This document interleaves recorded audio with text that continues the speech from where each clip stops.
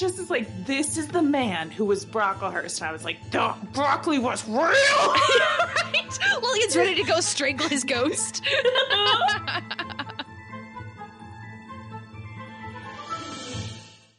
Hey everybody, and hey Lillian. I hope you guys like learning facts, because we just watched something that gave us a bunch of new information that we didn't have before. How's it going, Lillian? It's going so good. I love learning facts, Piper. Yay, facts! Hooray! This used to be the Jane Eyre podcast, but now it's Facts Are Fun with Piper and Lillian. And we watched a documentary about not only the writer of Jane Eyre, but also her sisters, brother, father, family, all that jazz. Absolutely. And I feel like the thing I learned the most watching this is just how deeply British some things can be in a way that is very different from my American sensibilities. This was so British. Because you're talking about like the narrator and everything. The narrator, and then also like, okay, so spoiler alert for the lives of the Brontes. But the way this documentary ends, so if this is an American documentary, how it would end would be like really inspirational music, shots of like teen girls reading Bronte books, like clips from the adaptions being like, even though their lives were cut short while they were here with us, their legacy lives on in their works of literature and their impact. And the way this documentary ended was a British man being like, and then Charlotte Bronte died. And she was the sixth of Patrick Bronte's children to die while he lived on. And he continued living his sad, sad life in a cold British town before he too died in his 80s alone. Well, they also were like, let's just remind you about exactly how cram-packed this freaking cemetery is, because 80 people died a month back then, and also probably their ghosts are walking around that cemetery, but who the fuck knows? The end. It's like, oh, okay. The Brontes books are sad because their lives were sad. Oh my gosh, this documentary, yeah, it started right off the bat being like, just so you know, the town that they lived in was full of disease. It was poorly designed because the cemetery, like, corpses leaked into the water supply, so everyone was poisoned by dead bodies. Just like, holy shit! Like, thanks for opening this way. It's just so deeply British to just tell us facts in a nonchalant tone. And then they added a bunch, like he added like so much. So I have no concept of what version of a documentary we watch, because there's 1,000-hour-long documentaries about the Brontes. Mm-hmm. The one we watched is on YouTube. It's called The Bronte Sisters. It's the first documentary to come up on YouTube when you search Bronte documentary. Thumbnail is like, they've taken one of the paintings of the sisters and they've kind of like put like I think a cartoonish like filter over the top of it. But what you just said about how British the documentary is, it makes me think of, and maybe you've heard me tell this story before, Lillian, but there was a while when I was watching this show on Netflix called Escape to the Country, where it's essentially like American House Hunters, except British couples are looking to find a cottage house in the English countryside. And so they do the same format as our American house hunting TV shows, where they present the couple with a couple of options at the end. They sit down, they're like, which house are you going to choose? But whereas in American television, the couple has almost always pre-chosen the house before they start filming, and then everything else is fake. Then with this one, it was so often that they would sit the couple down with like a little tea set and a little garden, and they're like, so which of these 3 charming bungalows will you be living in? And the couple will look at each other and smile, and then they'll look at the camera and they'll go, none of them. And the lady's like, fabulous, join us next week and maybe someone will buy a cottage. And it's just like the end. I'm like, what the hell? Like, this is so bizarre. I'm used to people lying for my entertainment. Yeah, come on, guys. Trick me. Make me pretend this was a happy story. Like, Jesus Christ, this was a bummer. So, yeah, we learned about how the average age of death was 25. We learned about how everyone was sick. 80 people died a month. It was a time for disease. Lots of stuff. Yeah. So I have some random quotes from this documentary that were fully wild to me that I think are really funny in the context of when they happen. And I think I'm going to save them like a little treat for us to have at the end of talking about the sad, sad lives of the Bronte sisters, which I do think was how this story was telling them, because They had cool things that they did, and he kept contextualizing them like they were so sad. Yeah. I mean, so I guess what we learn is that their father was a fairly accomplished like poet and writer, and he got himself like a good job, working for the church. And by accomplished, I mean like, people read his stuff and they're like, "You're good." And he's like, "Thank you." And he got a few things published. Yes. He wasn't like a famous writer by any means. He also changed his name to Bronte because he didn't like his Bronte last name. Because he was Irish, right? Mm-hmm. Yeah. And they said that he was a fan of Lord Nelson, which I have seen some funny things about Lord Nelson.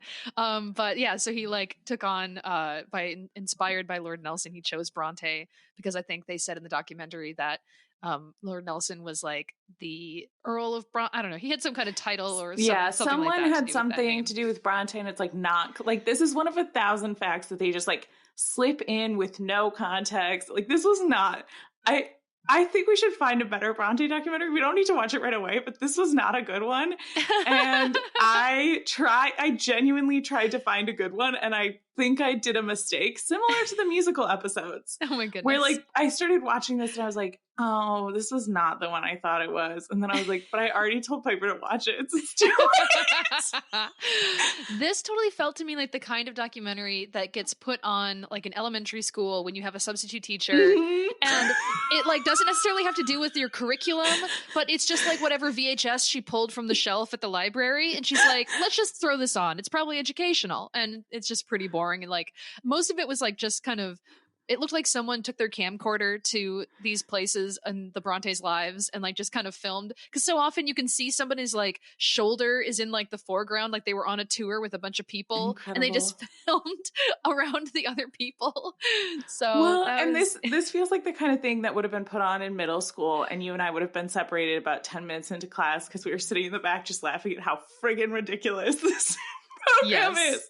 Yes. It's like, here's the Brontes' house, and their lives were very Victorian in that they were sad and cool, but mostly sad. But yeah, so their dad becomes a clergyman. He marries this lady, which the documentary was like, oh, we didn't have much info about her except for what he wrote about her. And apparently she was like lively and fun. And it's like, cool, nice. Do you remember the nickname she used for him in her letters? Because I wrote it down. Wasn't it like something saucy something? Tell me. It was, my dear saucy Pat. It's so cute. I'm like, dude, like, she is way too cool for you, obviously. That's where the Brontes get their coolness, I'm so sure. Yeah. It's genetic from their mother, who immediately perishes. Well, so she gives birth to 6 children before she passes away. And they literally, like, Piper was saying how many people died. It was not an exaggeration. He did 50 funerals a month in a small town. Yeah. So... bad news bears. It's an upsetting place to live. Very not good. Yeah, so he has these kids. After his wife dies, they talked about how he tried to marry 2 ladies and they both turned him down, and it kind of turned him into a grump. And then he like became he's like, I don't want to be around people anymore. And her sister stayed and took care of them for the rest of her life. Yes. Despite the fact that she was from some like sunny, cute little hamlet, which reminded me of another story that we know about. Did you look this up? I didn't look anything up, but it reminded me as well of North and South. Well, minor spoiler alert for later in Charlotte Bronte's life, she became really good friends with a woman named Elizabeth Gaskell, who ended up writing her biography, and a biography about her, which was mentioned several times in this documentary. She is the author of North and South. Oh, that's cool. I like that. Very fun. Yeah. Aw. So yeah, he then just like takes care of his kids by himself. He sends them off to a school where it's like to teach the children of parsons and pastors and religious dudes and stuff. And one of my top 10 favorite things on this podcast is Piper trying to remember the different names of like vicar, like special Baker, assistant man, candlestick maker, parsons. Parsons. Well, so like I grew up Methodist, so we had ministers. But I don't think that's what this was. Well, and I had priests because I was Catholic. So We It's all don't over the know place. your special British things. He was a vicar at one point, but then he was also a different thing that I looked up that's like an assistant to a vicar. And the way this British man said it was like, we all understand these very nuanced titles that people within the church have and had and will have. And let me just say, this man packed the facts in. Yeah. He was talking so quickly and saying such devastating things to me. And I was like, slow down and add any emotion to your voice so I know if I should be sad or happy about this. Yeah, seriously. But yeah, so we learned that the school that Charlotte and her sisters went to was inspiration for Lowood. And I personally liked that thing where she later confessed to her friend that she's like, I didn't realize that it would be so obvious that I was making a direct comparison to this one school, which says to me that once her book got popular, people were like, I know what school she's talking about. And then the school got a whole bunch of like flack probably for them being like, you're the place that almost killed Jane Eyre. And they're like, it's fictional. It's not us. We only killed 2 of her sisters. Yeah, it's fine. And probably tons of other kids who died in our negligence. Well, and it just is like, this is the man who was Brocklehurst. And I was like, Broccoli was real. Lillian's ready to go strangle his ghost. So yes, I think that school killed one of the Brontes, and then the dad took the rest of them out of it. So what happened was one of the sisters got sick. She got sent home. She died at home. Then her second older sister got sick, and he went, well, bring all my girls home then, because this is not okay. And then by that time, all of them were sick, but the rest of them got over it. Yes. Though he also mentioned that, so they got sick at school, but they also mentioned that when he moved them into that house, they all caught scarlet fever while they were living there. Because Which is what killed their mother. So what killed their mother was moving into the house. Yes. Tell the story about the rugs. Yes. Oh my God. So I loved how chill the narrator said this. He's like, because of their father's like insane fear of fire and burning to death, he refused to have rugs and curtains in the house. And so like they all got really cold and sick, and then his wife died. Well, and he's literally like, so you can't even imagine how cold it must have been in that house. Although Emily Bronte said it was fine. Yeah, in her little diary, she's like, nothing warms me more than hearth and home. So yeah, I thought also it was like, oh my God, like just to know that your father is like petrified at the idea of burning alive. Maybe he must have like known someone that happened to, or like had read about it happening. Like, how do you just get that fear? Here's the other thing too, is like, this is one of 1,000 facts that this man listed off in this show. That he cited a lot of things. Like, it's not like they, like documentaries, I'm used to them being like, we've learned from letters that this and this were true. He did that with a lot of things. And then also he just said stuff. Yeah. And didn't cite where he got it from. Like he just fully, so this is one of the quotes that I was going to say for the end, but I think I'll just say it now. When the mother died, and he's talking about how this dude got rejected so hard by 2 ladies and it made him sad forever. And he decided to eat alone for the rest of his life. He just went, but he unquestionably loved the children and thought it was for their own good when he like stayed away from them. Yeah. And they didn't cite that at all. He just is like, no, here's the thing. He fully ghosted his children, but he loved them for sure. Yeah, Trust I know me. it. I feel it in my tummy. He loved his kids. But I'm not saying he didn't. I'm just saying it's weird that you don't have a source for that, but you're very sure. Unquestionably? What do you mean? Amazing. One of my favorite facts that they shared in this is the way that the Bronte siblings all kind of like did this big like game of make-believe with each other. At first, like playing and making up stories with these toy soldiers that the dad brought home for the son, and each of the girls, I love, by the way, he brought home a box of soldiers for his boy. He's like, oh yes, my heir. And all the daughters come in and they're like, yoink, this one's mine. I'm taking this one. And they're just like... And they give them names and backstories, and the son's just like, yeah, I'm gonna play you. Yeah, exactly. A big part of this documentary, and I'm sure this is the case with anything that's probably talking about the Bronte family, is very much just being like, the Bronte sisters were brilliant scholars, angels on earth, and absolutely impeachable. Their brother, however, was a drunk loser, and no one ever loved him. It's just like constantly shitting on the brother, which it sounds like he had a pretty bad life, but just which the I will say comparison. I'll have to look this up, but one of our listeners, or somehow he found us, and I've talked to him a few times, and we're maybe going to read this book or maybe not. If we do, it's probably going to be a while. But if you guys are like, you know what, I feel like Branwell Tarly always gets a not Tarly. I was like, you just talked. Wait, I'm like, how did we get onto Game of Thrones? Amazing, Lily. That just came out of me. That was so deep natural. inside of me. Yes, you're like, oh, let me just talk about this real quick. Speaking of great houses.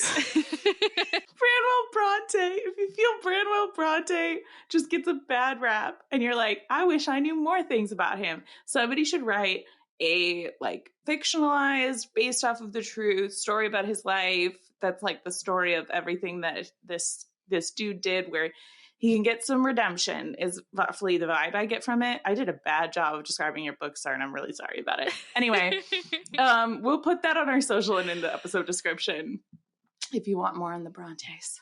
Cool. Neat. But yeah, so they started making up all these stories, and then because they were big fans of this magazine, which he didn't go into much detail, but I assume by the way he talked about it, it must have been like a publication of like short stories and like fiction and stuff like that, and adventures, I presume. Yeah. It must have at least had stories in it. Yeah. Because the kids are then inspired to write down their own stories. And this was probably my favorite fact from the whole thing, is that because they knew that their father would like disapprove of like the content of the stories they were writing, but they knew that their dad was like nearsighted and like couldn't see very well. And so they're like, oh, we're going to like write all of our stories down in itty bitty little books in tiny writing because dad can't read it, so he can't get mad at us. I'm like, that's incredible. So cute and clever.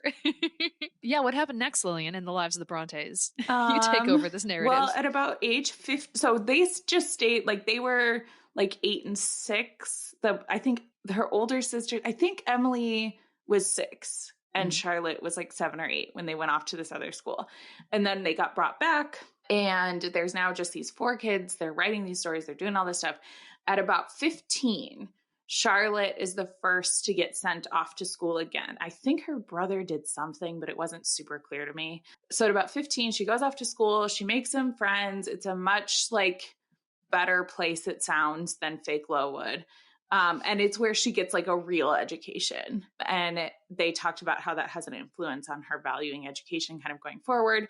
Emily also gets sent to that school and then is so sad that Charlotte thinks she's gonna die. So she's like, Emily needs to go home. She like writes a letter to her dad and she's like, she's not doing well here. She just cries and walks on the moors. Please take her home. And so Emily goes back home, and then Anne comes, and Anne is also shy and kind of awkward around the other girls, but she sticks it out and she figures it out. And she's also a little prettier than her sisters. I know they went into like quite detail describing how pretty the youngest one was. They're like Charlotte and Emily fucking fugly, but Anne was like fine looking. But like, yeah, she had thin pencil eyebrows, and like I loved. Okay, the part, is it Anne who has like the crush with the vicar or whatever, that religious boy? There's like a handsome, like, yes, she has we don't know these terms, that they talk ministers about for a while. Yes. I thought it was so funny when they were describing like they're reading some description of like one of the sisters observing these two, their flirtation, and whereas like they're sitting across from each other in church and the guy is staring at the pretty sister and he just keeps like sighing like he's in love, but the way that they describe the girl is like, oh, she just so bashfully looked down and was so demure, and it's like, are you sure she was flirting back? Like she wasn't just like asleep in the pew or just being a person? But she didn't look at him at all, and that's how we know they were in love. Yes. Like, what the hell is this documentary? Because I fully believe them that like they had this thing because they know when he died, and they have letters of her being sad when he died. Because of course, everyone that we meet on page is either terrible or dies within 6 months of them being introduced to their lives. Then I don't think we need to like walk through every single detail, but yeah, after this education and everything, I think the sisters start trying to be like governesses. And it's not working out. But what was funny to me is that, so like Emily and Charlotte, they like worked for households that they didn't enjoy, and then they left because on by their choice. And because like, yeah, I don't really like this, I'm out of here. But their brother, he was failing at everything already, and he tried to also be like a tutor for a family, but he was fired and let go because he just sucks. And they're like, get out of our house, stop teaching our kid. This was another one. So like right before he like got a job as a tutor, so he'd already been like, he started out as like this sweet child who like also played with his sisters. And then he is trying to be an artist. And this is my favorite description. And that is also like, where did you're saying this like it's a fact, but you're not citing this at all. This narrator had the gall to say, was Branwell bad at art because of high expectations from his family? Or was he just a weak baby boy? Yes, they called him weak. And it's like his weakness. And it's like, damn, dude. Probably because he was weak. And I was like, where are you getting that from? Like, it's the same thing as the unquestionable love the father has, where it's like, listen, the dad loved his kids. We're not going to cite that. That's obvious. Branwell, weak little baby. It's like so pathetic and sad. Spends all his money on drugs and alcohol, probably because he's pathetic. What? Also, I bet he'll never get a girlfriend. Also, one of my other favorite things is they showed like a self-portrait that the brother drew of himself. And God, yeah, he was not an attractive guy, if that's anything to be based on truth. Like, he's got this like big, long, crooked, pointed nose and zero chin. He's got negative chins. And then like the way that he's clearly balding and like combing his hair forward. And I'm like, you poor thing. He's like, this was a cool look and people liked it when I did it. Oh, no. Oh, very funny. So yeah, they do this whole like trying to be governesses and stuff, and then they're like, you know what, let's try and start our own school. And they decide that their aunt is going to lend them some money so they can do this. And it's at this point, right, when they decide it's then some of the sisters were already in Brussels, and then no, they went to Belgium after that. Yes, because they go to Belgium partially so they can like learn more languages, so they can be more desirable as teachers, and such. Yeah, and Anne was successfully a governess while Emily and Charlotte went to Brussels, which like the narrator was like, so weird that she hated a school where nobody liked her, but she wants to go to Brussels. Yes. Well, because at first they talked about like her school, they attributed it to like her homesickness being only like so many miles away, but they're like, oh, but across the sea. Yeah, which is like, sure, I believe you, because they've got like letters and stuff, so I'm sure that's true, but like to say that no one should ever try going anywhere else again because you didn't like school down the road, so you're probably not going to like Belgium. It's like, yeah, well, guess what? Belgium is fashionable and it's a big city that's cool. So while over there, we get another chunk of info about a big inspiration in Charlotte's life, which is the funniest part of this whole documentary. So she like starts working. She's a governess in the situation too, I believe, for this family. And while like being a governess in this household, she falls in love with the husband. I think he was her teacher. I think he was her professor. Her? Okay, so she was. Okay, yeah, gotcha. She was going to the school there, but she does work for them again later, and I'm not clear then, right, how she's working for them and what she's doing. Right. But essentially she falls in love with a married man and then gets so mad when his wife is just like, can you not? Like, that's my husband. And she's like, she smiled and was pretty on the outside, but on the inside she was a witch. It's like, no, you are trying to take her husband from her. Like, there's so much. The curtains have been parted. We now know the inside workings of Charlotte's mind. Well, and it's just like, it is one of those things where, like, the guy in the documentary is like, I don't know. For some reason, the wife and Bronte and Charlotte did not get along. And I was like, why are you telling us literally nothing about this man? Yes. Like, he seems like a bland potato, and these two women are interesting and want to hang out with him for some reason. Like, I'm sure she's like, he was smart and fun and thought I was smart and fun. And I was like, oh my God, this man seems like terrible. And his wife is probably like, can you please stop flirting with your student? And he's like, I'm going to make it so she only sends me a letter once every 6 months about how in love with me she is. Right. Because the fact that like, Charlotte was like sending these big love letters, and I assume the wife like saw them, and she's like, no, you cannot encourage this. He's like, she's allowed to write me like once a year though, right? And it's like, no, like, stop this. She goes back to Belgium, so she like doesn't get along with the wife, thinks the wife is a total bitch. Classic. Like, it's just like, I honestly, your wife seems so mean and you're so cool. And he's like, I know. I just like, what's up with that? I understand that you're in love with me, and there's nothing that either of us can do to rectify the situation of a young woman just falling desperately in love to the authority figure who's finally giving her the recognition she's always craved. Yeah, exactly. So clear evidence for inspirations for Jane and Rochester type scenarios, but also the way that, like, at least this documentary narrator, who we cannot take as a valid source of information, I don't think. He's fucking buck wild. But it's implied, at least in this documentary. I can also see, if we were to believe what has been said about her feelings towards the wife, I see a lot of that in the way that we see Jane thinking about Blanche in these like kind of drawing room situations. But anyway. Yeah, no, for sure. Because she's like, this woman was like, she seemed really nice and she was like so pretty, and everybody thought she was so much prettier than me and would tell me that to my face over and over.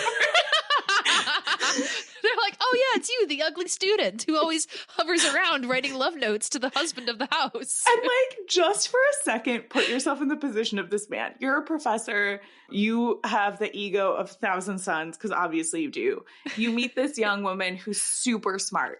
Like she was, I genuinely believe the Brontes must have been incredible people to have a conversation with. Mm-hmm. You're like really drawn in. So you kind of start flirting with her. And then this super smart, really young girl is like obsessed with you because she thinks you're fun and interesting. And you've always suspected that you were fun and interesting. And then your wife, like, so she starts helping you out and like doing stuff with you. And she's always telling you about how amazing you are. And that feels really good because this girl is cool and she gets it. And she's not like those other girls who don't get it. She gets it. And your wife is always like, spend time with the kids. Like, come home. Why are you always working so late? You're married to me. I'm your fucking wife. Please stop buying presents for your student. Like, don't encourage her obsession. So what a bitch that just lives at your house. You like thought she was pretty, but it turns out like she's kind of mean when you ignore her and your responsibilities. Yeah. It's like, geez, let me have a girlfriend on the side. Everyone does it. I just need it for my ego. You can be home with the kids doing a lot of work and barely getting by. If that's fine with you, it's fine with me. So yes, Shantae, Charlotte Bronte and her crush should have run off just like Jane and Rochester. No, it would have been so brutal. So anyway, yeah, she has this fling. Her sister is super shy and doesn't socialize well, but she like also gets a good education. They come home and you take over. I can't remember stuff after this. I know the next big things, but I don't remember what happens in the middle. So they come home. That's when the letter writing happens. That's when I think that's before. I get mixed up when Charlotte went back to Brussels and then came back again. But at some point, Emily and Charlotte come home. Charlotte goes back to Brussels at some point. Branwell, Charlie, is just being a drunk idiot around town. He's constantly embarrassing them. Everybody's super sick of it. Mm-hmm. Well, I loved when they were talking about like when his drunk escapades were getting out of control. They're like, it was a very small village and everyone knew that he was the vicar's son, and it was really embarrassing for the family. Oh, and they were like, plus, if he stopped being the vicar, they would definitely be homeless. And I'm like, why are you raising the stakes in this already sad story? He's like, you need to know what they were up against, why they had to silence their brother. He was drugs all the time, constantly drugs. And then he was also doing that drink. And then he just was literally, they said that he was like a failure and embarrassment, and went into a self-pitying decline. He had like a drinking buddy who like he didn't have, when he ran out of money, he would write his drinking friend and he's like, bring me gin. And he like fully like, so he's fucking up all around town. He finally gets a job because he's in there with his sister, Anne. So Anne has been working happily as a governess this whole time. Like she gets along with the family. She really likes them. She like goes to the beach with them. Like it's a cool time. That's where her like hot crush boyfriend that she definitely liked, even though she never looked at him, is. Then he dies. Her crush dies. Her screw up brother gets a job working for the family. She quits a month before they fire him. Oh my God.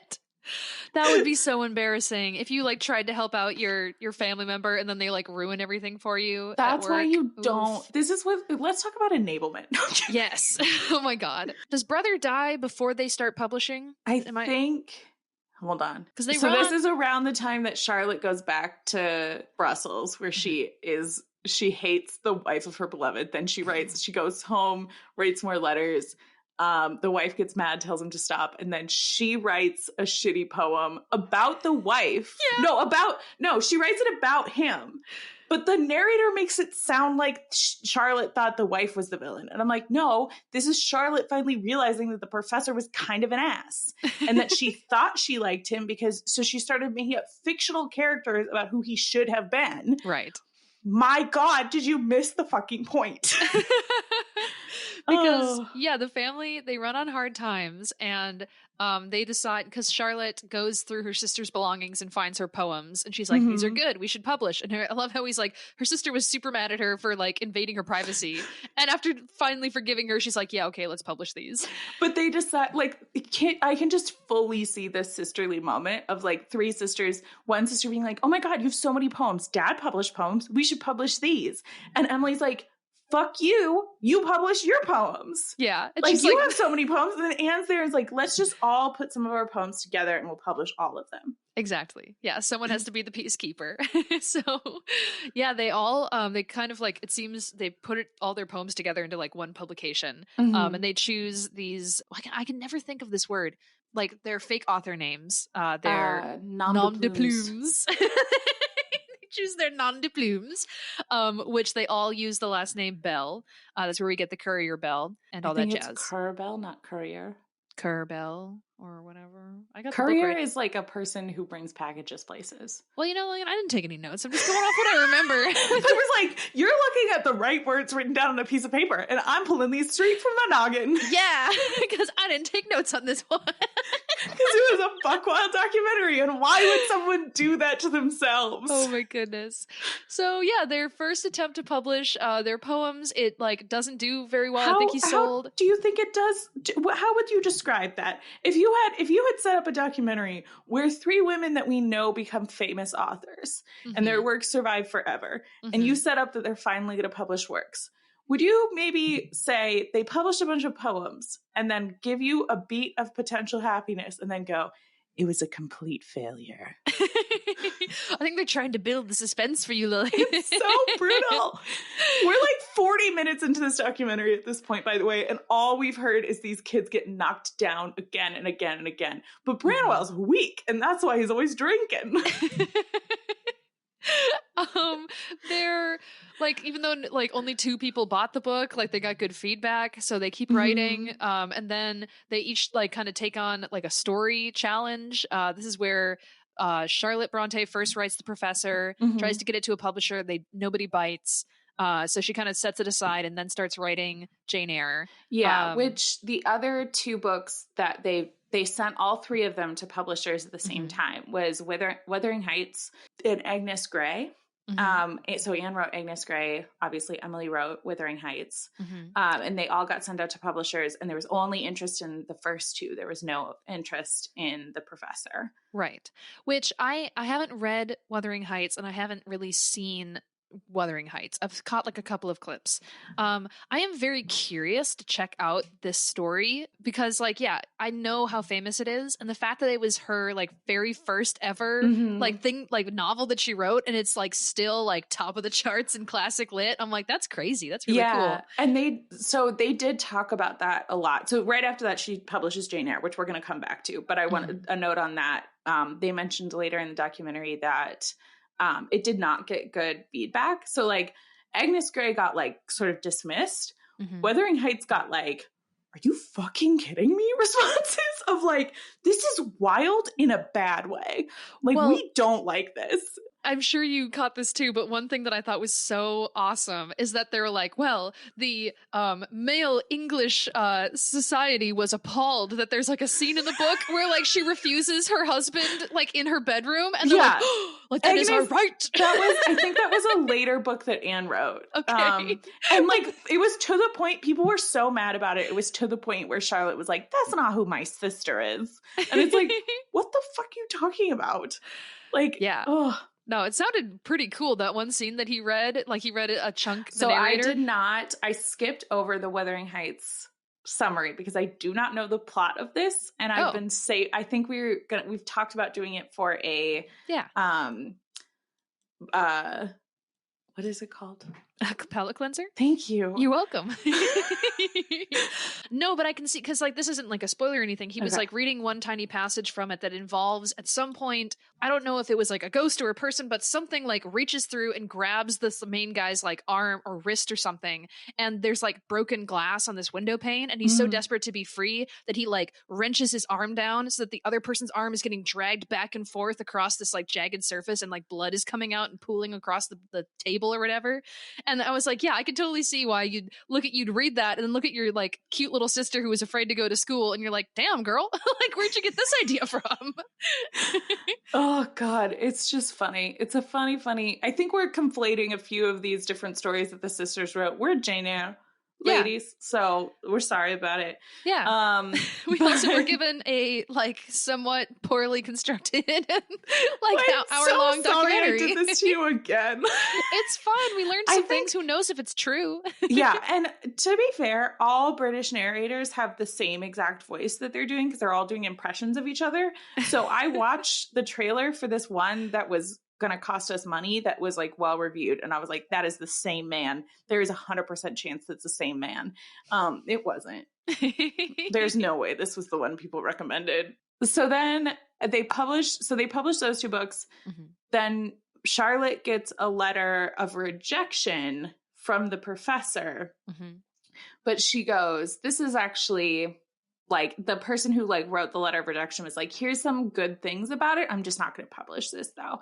Yeah. So she ends up writing Jane Eyre, and that gets published. And unlike her sister's books that are like either neutrally received or like kind of negatively received, and they're not huge successes, but they're not giant failures like their poetry, this is like wildly well received. People loved Jane Eyre as soon as it came out, which makes sense to me. Yeah, of course. I loved that said something about like her publisher, like he couldn't put down the manuscript, like gave it to one of the other guys, and he was also obsessed with it. And there was also a cute thing later on, which I wonder, they must have like mailed these to their publishers and stuff, because there's that thing that he says later when like one of the publishers finally meets Charlotte, and he's like, oh, I thought you were a guy, but here's this like tiny strong woman, but okay, sure. Yeah. That's a pretty famous story that I've heard other places as well. That so basically like they had been publishing under this pseudonym, they had been mailing these manuscripts into people, and then this guy publishes them. They're all, the correspondence are over letters. And then Anne goes to try to publish a piece through this American publisher. Charlotte's publisher like there's this rumor that it's all the same person, that there's just 3 pseudonyms, but it's all the same person. And so Anne and Charlotte are like, okay, well, we don't want to ruin your relationship with your publisher, so we should probably go and talk to him because we need him to know that. And he shows up, and he's expecting this man to be there, and it's this tiny little lady, and he's like, hello. It's like, oh, hi. But you don't look like someone who wrote Jane Eyre. And she's like, you mean I don't look like the character Jane Eyre? Who is also kind of me? Surprise. Surprise. Not a dude. So that takes off. It's doing great. And then somewhere in here, Branwell dies. I didn't know whether he died like before they started doing all of this, or if he was still alive at that point, but he dies like almost, I have in my notes, the order I have my notes is Wuthering Heights happens. There's a shocking reveal in the meeting. Branwell dies. Okay, cool. So he's off. And this is where the narrator also decides to add another personal color note that fully pissed me off. I think I know what you're going to say. Go for it. Because he reads quotes from the dad and Charlotte Bronte's letters, and then also reads his own little thoughts on Branwell's death, which is, all must have felt a sense of relief. Everybody in the house was super relieved. He was dead and gone. Charlotte's like writing this like lovely passage that he reads immediately after this about how she's not sad for the man that they lost, but she's sad for the man that he could have been from the child that he was. And it's the ruin of promise that really breaks her heart.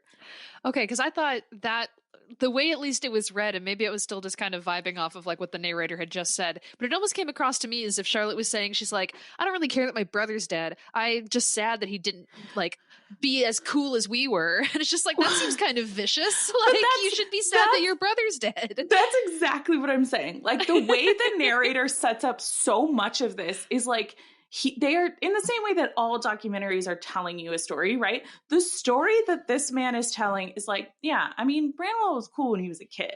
And then he got really into drugs and alcohol because he's such a pathetic, weakling. And when he got into drugs and alcohol, he became a giant screw up who fucked up everyone's lives around them until they were finally glad that he died. Mm-hmm. And I'm like, except you're saying that the dad was devastated and that Charlotte was like really sad about the person that she lost and not the person he was, but the person he could have been. And you teed it up horribly. And maybe you're the asshole. Oh my gosh. So that guy's dead. And they continue to write more things. She does go back, kind of examines the professor, ends up publishing that. There's another that gets published posthumously. She writes Villette, which gets published. That is a very similar story to the professor. So wait, you're saying that the professor wasn't published until after she died? Oh, okay, gotcha. Never mind. Well, yeah. So she's essentially kind of keeps going back to this whole like, oh, what if a young girl was in love with this older guy and he was the coolest? She writes a book called. So Anne wrote more books. I don't know that Emily published more books. She kept writing, but they didn't mention any books specifically that she had published. But again, this is a bad documentary. I know. I'm very afraid that like true Bronte fans listening to this are tearing their hair and their teeth out. And they're like, you don't know anything. We're like, we watched a bad documentary. It's not our fault. We're going to do other things. It is a little bit, it's not Piper's fault. It's my fault for sure. But so Charlotte wrote a book called Shirley, which is her quote Luddite novel, which I enjoyed that he just threw that in like everybody knows what a Luddite is, which I'm like, I do kind of, but I had to Google to do a double check. So you're actually the asshole here. I don't know what that is. What is it, Lillian? Educate it's somebody us. who's afraid of technology. Oh. So it's like her like technology growing is bad, gotcha. Which like that doesn't even really describe, like, that's one of those things that people do where they're like, I'm going to use a big fancy word that people aren't going to know. And that way I don't actually have to explain anything to you. And I'm like, saying a Luddite novel does not describe the story beyond one of the characters doesn't like technology. Then Villette is the one that is really similar to the professor that gets published. And those two, I believe, get published before both of her sisters die. Yes. And one of them dies. Before she dies, she gets to go to this like seaside town where I don't know if like she's just there to recover or if she knows people there or whatever, but it said that like she got to, you know, even ride in like a little trolley with a horse, but then the next day she was dead. And it's like, well, at least she got some time with the horses on the beach. So, and just to give timelines for these things. So all three of those books that we mentioned, the first books, Wuthering Heights, Jane Eyre, and Agnes Grey, were all published in 1847. And in 1848, Emily Bronte dies at age 30. In 1849, Anne Bronte dies at 29. At 29. 29. So now Charlotte is alone except for her dad and her aunt. I think her aunt's still alive. But they then start talking about this kind of like romance that she sort of has with this one guy. And I don't remember much about him. He proposes, her dad says, you suck, get away from my daughter. And he's like, fine. And then he leaves. And then he writes her letters trying to woo her. And then she gets engaged to him and writes a letter to her friend being like, oh my God, it's exciting. We're getting married. And he's going to move back with my dad who hates him because I refuse to leave my dad. So he worked at the church for her dad. Yeah. And then her dad's like, you're not good enough for my only living child. Yes. And then, so she gets married and the documentary's like, maybe she'll be happy. She's pregnant. Everything's going to be great. Is everything great, Piper? No, she has complications with pregnancy and passes away. She immediately fucking dies. And then the documentary goes, I'm ready for the American ending of a documentary, which is, this is really sad.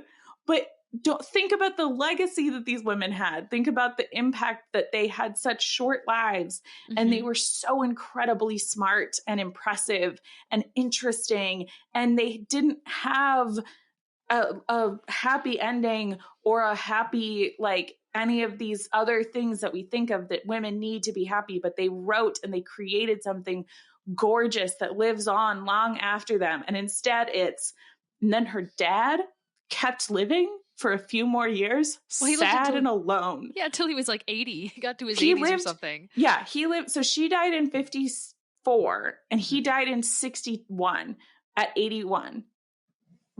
Which, for that, like, lifespan that they were talking about earlier of, like, everyone dying at 25, how weird must that be for you to be like, why am I still here? Well, it is one of those things where, like, those numbers of life expectancy are super skewed by child mortality, which is, we saw that demonstrated in, like, these young people dying unexpectedly.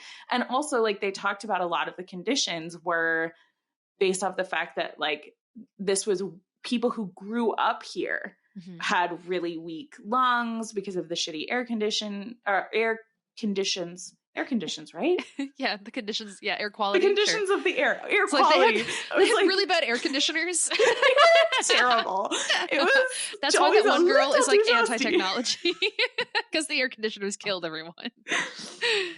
Yes, I would say quality. A Luddite perspective at that time in the place that Charlotte was living of, like, I think this technology might be killing us. Not unreasonable. Yeah, if it's talking about, like, the kind of, like, factories and, like, the, like, fumes that they're putting out and how dangerous it is to operate the big machinery, sure, yeah, there's a lot of danger there. Yeah. So apparently after her death, a bunch of people wrote things about her that just fully weren't true. So one of her friends reached out to Elizabeth Gaskell and went, can you write, like, an actual book about this actual person that you and I knew? Yeah, your friend. And she wrote this book about her that I don't know that I have it in me to read right in this moment, but sounds like they were trying to describe a super cool person instead of just listing off a very fast version of how and when everybody died. Yeah. No, that would be cool. We can add it to our list for later on. But even though, I just remembered, they also said in this documentary, even though the dad initially disapproved of Charlotte's husband, after Charlotte died, like, the husband just, like, lived with the dad and they were just, like, companions and friends. Yeah. So the family stuck together. That's nice. Yeah. And then the husband ended up going, I actually hate it here now that everybody I've ever met here is dead. So I'm going to go to Ireland. And then the documentary goes, so he moved to Ireland and then he died. And then they're like many, many years later in 1803 when he was in his 80s. And I'm like, okay, you could have said that. So let me tell you, British people, everybody sit down. And for anybody of our audience who's British, I'm a little bit making fun of you, but you guys make fun of us all the time. So I get a little bit of a pass. And it's well deserved when you make fun of us. I get it. Just all of you sit down really quickly and let me tell you about these things. They're not bad. They're called feelings and emotions. And it's going to be okay if you feel some of them because it's not Victorian sad times anymore. Okay. A good lesson to keep at heart. Yeah, no, I think this just felt like a very straightforward, like, mostly here are the facts. Also, secretly, I'm a Charlotte Bronte fan, so I'm going to raise her up and shit on her brother. But I'm not biased. I'm the narrator. And the end. But yeah, so... It was a documentary. It was fine. We learned things. Their lives seem way more interesting, and I'm very sad. I feel like, though, like, and this can easily be a stereotype of the time where it's like, yeah, everything sucked back then. But also, I'm sure there were plenty of moments when you weren't just, thinking about mortality and all this other stuff that were actually wonderful and great. So I would love a documentary that shows us if those times existed for these people. I'd like to learn more about some of their happy times as well. But I mean, it's easy to see how they could take from these life experiences and, put all of this emotion and intensity and drama into their writing. So... Well, and you can see how somebody who lived this life, right, that Charlotte lived, where from the outside, it doesn't seem like anything good was happening. And it doesn't seem like she had much experience. And there's questions around, like, how did Emily write Wuthering Heights, despite the fact that she was afraid to go to the school a few miles down. And I think that passage in Jane Eyre where she is saying women have just as much of an inner life as men do, and they should get to experience that as much as men do. I think that's saying something. That's because you imagine you're looking at Branwell, who is actively drinking and on drugs, and the only person who gets resources and money to do things and experience things without begging for them is your brother. And you're like, we could be doing things. Like, that's not to shit on him. That's to say, like, this is, these books are these women crying out and being like, you might look at our lives from the outside and be like, how sad and small. But look at all of these things that existed in our minds and how incredible that was. Yeah, that's very cool. So, yeah, this is our first documentary. We now have some facts, which we definitely need to do some research on our own to confirm. I did do a little bit of Googling. I think he got, like, the dates were right. The places they were right. He fully did fuck up the order in the Jane Eyre summary of some of the things that happened. He says... Specifically, the one that I remember was he said she gets proposed to by a vicar and then decides that instead she's going to be a teacher. And I'm like, no, she's a teacher when she gets proposed to, you idiot. Amazing. How dare that guy? I know. He should listen to our podcast and figure it out. He really should. You want to know how to do a Jane Eyre speed run, right? We've got a bunch of examples for you. Yeah. It's fun and funny when you do it our way. I feel like it doesn't seem quite right to give a ranking to a documentary. No. Because it's what are we gonna rank their lives? Be like, I give her life a 4 out of 0. I give Charlotte's life a 9 out of 10. I wish she had lived a little bit longer. But Branwell gets a 1 out of 10 for just fucking up and being so weak. And being so weak. Yeah, wow. Damn, I truly hate that man for saying that over and over and over again. Like, it just had he wasn't, like, what I like about documentaries is when they take, like, truth, like facts that we know about people, letters that we know about people, and then string them together to tell a story about this person. This man just kind of went, here's a bunch of facts. And then unrelated, I think people who are addicted to drugs and alcohol are weak. And I'm like, what the fuck? So speaking of good documentaries, Lillian, have you ever seen anything by Ken Burns? Yes. My dad was hugely into Ken Burns. We watched lots of Ken Burns documentaries when I was a kid. I love Ken Burns documentaries. I got 2 as Christmas presents this year. But so when this documentary started, it had like the same kind of text format with like just, simple text and then like a red line underneath it. And I was like, oh my God, is this going to be Ken Burns? And then like 30 seconds in, I'm like, oh, it's not Ken Burns. Nope. that would be great. But unfortunately. I can't even imagine if you went into this documentary and thought that it was going to be Ken Burns. Oh, so that would be a huge downside. It's such a bad time. I just thought to myself, I'm like, that just must be like an industry standard, I guess, that kind of text format. Or maybe they were just trying to be like him. So who knows? Yeah, who knows? Ken Burns, please make a documentary about the Brontes. Or if you already have, please send us an email about it. We no longer have access to the regular Google. And I don't want to. Thanks, but we Kenny. are going to, the next Bronte thing we're going to do is watching the 2022 Emily film. So that looks really good. I have heard good things about it. I'm excited. But we had this idea that we wanted real facts about the Brontes before we watched it, and I am regretting this decision. I'm really excited because, for many reasons, but this movie also has an actor that I have a crush on in it. So I'm excited. I don't know his name off the top of my head, but he's the guy, you wouldn't have seen these because you don't like scary stuff, but he's in The Haunting of Hill House and The Haunting of Bly Manor. He was also in the newest Invisible Man movie. She's like this really tall, super sexy, like Irish or Scottish guy. I think he's Scottish. Now. He's hot. That's all I'm saying. He's hot. He's just like a big dude with an intense voice and a cute face. Okay, sorry. She said, it tried to make me go look at Emily in Paris instead of Emily the movie, and I don't. That's not the same. No, we don't want that show. Is his name Oliver Jackson? Here, let me just look it up myself so you don't just have to guess who's who. Keep all this in. No, yes, this is him. He was in Haunting of Bly Mansion. Oliver Jackson Cohen. Yeah, he's hot. He's You're hot. Right. He's just really tall and he's got a great voice. So this is the thing. This is for those of you who are like, how is it that their shorter episodes taper off into this weird This is why our longer episodes is because we have a lot to say. And frankly, this documentary is bad. Yes. So yeah, this just like devolves into us Googling hotties. And we're like, who else is hot? Oh, how about this guy? What is something we actually want to talk about? The Brontes aren't not interesting. The documentary we watched is bad, and we're trying to save you guys from making the mistake we did. Exactly. Or specifically, I did.